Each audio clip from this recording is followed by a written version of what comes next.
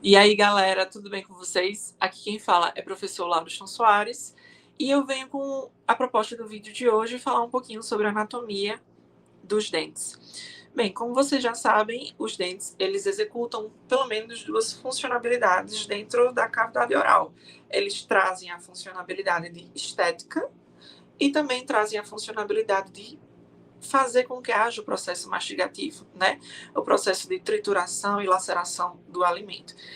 Porém, todos os dentes eles executam uma funcionalidade e também eles possuem uma anatomia. Então, diante dessa situação, vamos falar sobre os aspectos gerais do que descreve a respeito da anatomia dentária. Então, na anatomia dos dentes, a gente pode observar que existe uma camada externa, uma camada que possui um contato direto com o alimento. Então, essa camada mais externa, geralmente a gente chama ela de esmalte. Esse esmalte, ele não é branco. O dente, ele não é branco. O esmalte, ele não é branco. Essa primeira camada do dente, ela não é branca. Mas por que a gente tem essa idealização que ela é branca? Porque, na verdade, esse esmalte, que a gente chama ele como a primeira camada do dente, que tem contato diretamente com o alimento, ele é translúcido. O que é translúcido? Ele está refletindo, na verdade, o pigmento que está internamente a ele. Então, o que pode ser com cor é a camada mais interna do dente, que a gente chama de dentina. Só que a gente ainda não vai falar sobre a dentina. O que a gente tem que entender até agora é que a dentina é a estrutura pela qual é mais interna do dente e é ela que tem cor. Ela pode ter, inclusive, alguns tons mais amarelados, que a princípio a gente pode encontrar esse tom mais amarelado ao que se refere ao dente canino, que é aquele dentinho do vampiro que ele é mais pontiagudo. Geralmente, ele é o mais amarelo de todos os dentes que compõem ali a arcada dentária. E quando a gente fala sobre a arcada dentária, a gente lembra que existe em adultos pelo menos 32 dentes em adultos. Em crianças, a gente já vai encontrar um quantitativo diferenciado. Em crianças, a gente pode encontrar pelo menos 20 dentes, 10 superiores e 10 inferiores. Então, a gente descreve, então, que a primeira camada do dente, a gente chama de esmalte, que é uma estrutura translúcida, e ela é extremamente mineralizada. O que significa dizer? Que ela é composta por inúmeros minerais que fazem com que esse esmalte ele seja forte, resistente e compacto, para que ele consiga ali executar suas funcionalidades do processo de trituração e destruição do alimento. Então, por exemplo, quando alguma bactéria ela quer se infiltrar ali no dente, ela demora muito tempo para se infiltrar no dente quando se refere a essa primeira camada, que ela é mineralizada. Essa primeira camada do esmalte, né, ela não é orgânica. Na verdade, ela ainda é composta por pelo menos 3% de material orgânico. E os demais é por material mineralizado. Então, a bactéria ela tem dificuldade de penetrar nessa camada mineralizada, que ela é composta pelo esmalte. Ela tem muita dificuldade. Só a bactéria ela só consegue realmente se infiltrar no dente quando ela chega na camada da dentina, que é a camada mais interna e que ela é mais orgânica.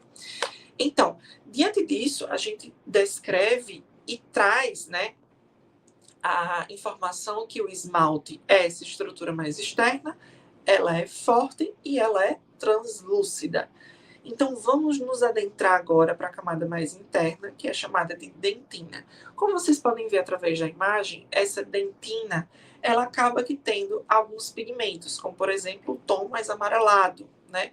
Ela é justamente a estrutura que vai ser clareada quando o paciente ele passa por um tratamento de clareamento dentário. É justamente essa camada, que é a camada da dentina, que vai ser alterada os seus pigmentos, né? Que a gente vai ter alguns produtos, por exemplo, que fazem o clareamento dentário. E quando o clareamento dentário é induzido, é justamente essa camada de dentina que ela vai ser clareada. Então, a gente pode descrever que essa camada da dentina, ela é uma estrutura mais orgânica e que ela que tem ali um contato mais direto com a câmara pulpar. O que seria a câmara pulpar? Essa câmara pulpar é um espaço oco onde vai ser alojado a polpa dentária. O que é essa polpa dentária? Essa polpa dentária nada mais é do que um tecido conjuntivo frouxo que traz ali a respectiva função de fazer com que o dente ele tenha um contato direto com vasos sanguíneos e nervos, para que esse dente ele seja vital, porque um dente ele também precisa de suprimento sanguíneo e também precisa de ter nervos, né? Popularmente, muitas pessoas descrevem que a polpa do dente é como se fosse o coração do dente. Sem a polpa, o coração até mesmo ele perde ali a sua sensibilidade, ele perde ali a sua vitalidade, né? Então, a polpa é justamente esse elemento constituído por tecido conjuntivo frouxo, né? Onde vocês estão vendo que é a camada mais interna, que na imagem está sendo representada por uns tons ali avermelhados, onde tem a presença ali de alguns vasos sanguíneos. Todo dente, no final da raiz, vai ter o que a gente chama de forame. Esse forame apical é como se fosse um buraquinho para que haja ali a penetração ou até mesmo o que nós podemos descrever como um espaçozinho para que haja a passagem de vasos e nervos. Então, basicamente, todos os dentes vão ter forames apicais. Esses forames apicais são espaços, né, para que haja ali buraquinhos, vamos dizer assim. Esses buraquinhos para que haja ali a penetração de vasos e nervos para dentro do dente. É como se fosse uma porta para que houvesse ali a penetração desses vasos e nervos para dentro do dente. Então, diante disso, a gente começa a observar que todos os dentes eles vão ter raízes, né? Por que esses dentes eles precisam de raízes? Porque eles precisam de meios de sustentação dentro do osso, que a gente chama de osso alveolar. É justamente esse osso alveolar que mantém a integridade do dente dentro, né, da cavidade oral.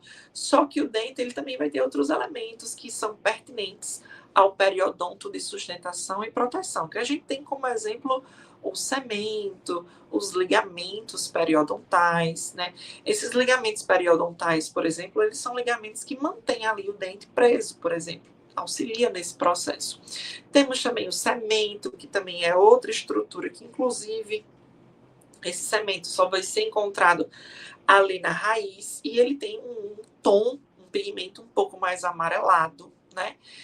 E diante dessa circunstância, a gente também vai ter a gengiva, né? Essa gengiva, ela é um elemento que vai fazer com que haja também a sustentação e proteção do dente dentro do osso alveolar, né? É muito comum, inclusive, quando o paciente ele perde o dente, esse osso alveolar ele ficar atrofiado, ou seja, ele desaparece. O osso alveolar ele só está presente quando existe dente acoplado. Se existe ali a ausência de um dente naquela determinada região, esse osso alveolar ele irá ser atrofiado. E é por essa razão que quando alguns pacientes eles perdem algum dente e passam por um longo período sem aquele dente, aquela região onde deveria ter um dente ficou atrofiada, ficou sem osso. E quando esse paciente quer definitivamente agora, depois de anos sem aquele dente, fazer um tratamento de implante, muitas das vezes ele vai precisar e necessitar de um enxerto ósseo. Ou seja, esse enxerto ósseo ele pode ser por intermédio de algum elemento sintético produzido a nível laboratorial ou ele pode tirar algum algum ossozinho ali, geralmente é do céu da boca, para fazer o preenchimento ali, para que haja osso para a sustentação daquele dente, né? Então, a gente pode observar que o cemento é justamente essa regiãozinha que vai ficar circundando as raízes do dente, né? Então, todos os dentes, eles vão ter anatomias diferenciadas ao que trata da sua coroa. O que é a coroa? É justamente a região pela qual vai ter esse contato direto ali com o processo mastigativo. Então, existem pelo menos alguns grupos dentários, como os incisivos. Os incisivos centrais, geralmente eles são dentes mais robustos, né? Principalmente ao que se trata dos incisivos centrais superiores, eles são maiores, né? No que se trata da coroa. E a sua coroa, ela vai ter bordas incisais, né? Para fazer o corte do alimento. Já os caninos, eles vão ter cúspides. O que seriam essas cúspides? São projeções do esmalte, por exemplo, que vão ter uma participatividade ao que se trata do dente canino na perfuração do alimento. Já quando a gente fala de pré-molares e molares, que é justamente esse dentinho que a gente está vendo aí sendo representado nessa imagem, essas cúspides também vão estar presentes em pré-molares e molares, que vão trazer a funcionalidade de triturar o alimento. Todos os molares, eles vão ter cúspides diferenciadas. Por exemplo, vai ter molares superiores que vão ter 4 ou 5, vai ter outros molares que podem ter 4 cúspides. Os pré-molares podem ter só 2 cúspides. Essas cúspides são estruturas pelas quais são constituídas pelo esmalte dentário, justamente para trazer a funcionalidade de trituração do alimento. Gostou desse tipo de conteúdo? Não se esqueça de se inscrever aqui no meu canal e acompanhar todas as aulas que eu estou falando aqui sobre anatomia. Se você ficou com alguma dúvida, deixa aqui nos comentários que eu vou responder a sua dúvida através de um vídeo. E não se esquece de deixar o seu like para eu entender que você está gostando desse tipo de conteúdo que está sendo produzido aqui no meu canal. Então é isso, gente, e até mais!